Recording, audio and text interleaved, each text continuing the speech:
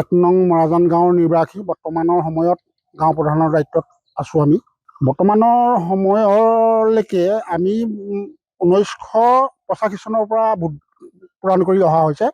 কিন্তু প্ৰথম অৱস্থাত আমি ভোট দিয়াৰ মানে কেন্দ্ৰ আছিল মানে উৰিয়ামঘাট। 90 চনৰ পৰা আমি বৰ্তমান এই কেন্দ্ৰত ভোট দিয়া হৈছে। 90 চনৰ পৰা আমি দুটামান ট্ৰাম ইয়াত ভোট দিয়া হ'ল। দুটা ট্ৰাম ভোট দিয়াৰ পাছত আমাৰ যিটো ভোট কেন্দ্ৰ অন্য জেগালৈ স্থানান্তৰ হৈ গ'ল আৰু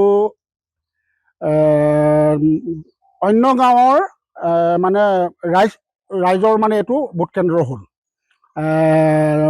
তেতিয়া কি হ'ল, যেতিয়া বৰ্তমান আগতেতো ভালেই আছিলে বাৰু, দুটামান ট্ৰাম্পৰ পৰা মানে ধৰক এই ফৰেষ্ট বিট অফিচটো অলপমান মানে জৰাজীৰ্ণ অৱস্থালৈ আহিলে।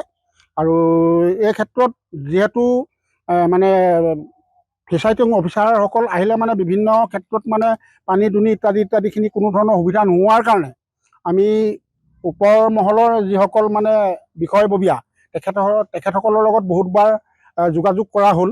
কিন্তু তেখেতসকলে কয় যে এইটো সুপ্ৰিম কোৰ্টৰ অৰ্ডাৰ আছে, গতিকে আমি ইমান মানে পটককেনে কৰি দিব পৰা অৱস্থাত নাই বুলি মানে তেখেতসকলে আমাক কথাষাৰ অৱগত কৰে। গতিকে সেইকাৰণে এতিয়া মানে সেইটো কেনেবাকৈ মানে ওপৰ আকাশ দেখি থকাৰ কাৰণে মানে বৰ্তমানৰ সময়ত তাত এতিয়া ভোট গ্ৰহণটো হোৱা নাই। ছাইডত মানে এনেকৈ ধৰণে টিঙৰ ব্যৱস্থাৰে এইটো মানে চালি চিষ্টেমত এইটো বনাই দিয়া হৈছে। ভোট কেন্দ্ৰ দুটা আছে, সোঁ আৰু বাওঁ।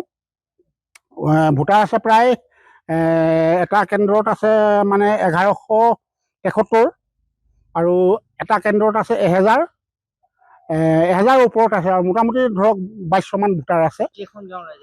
5খন গাঁৱৰ ৰাইজে ইয়াত বৰ্তমান ভোট প্ৰদান কৰে।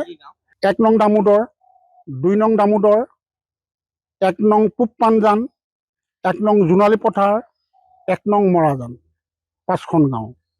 গতিকে ষ্টাফৰ বিষয়ববীয়াসকল আহে যদিও আমাৰ ইয়াত মানে গাঁৱৰে ধৰক আমিয়ে ইফালে সিফালে ওচৰৰ মানুহৰ ঘৰত সা সুবিধাখিনি খোৱা বোৱা বা পানী দুনি ইত্যাদিখিনি ব্যৱস্থা কৰি দিয়া হয়।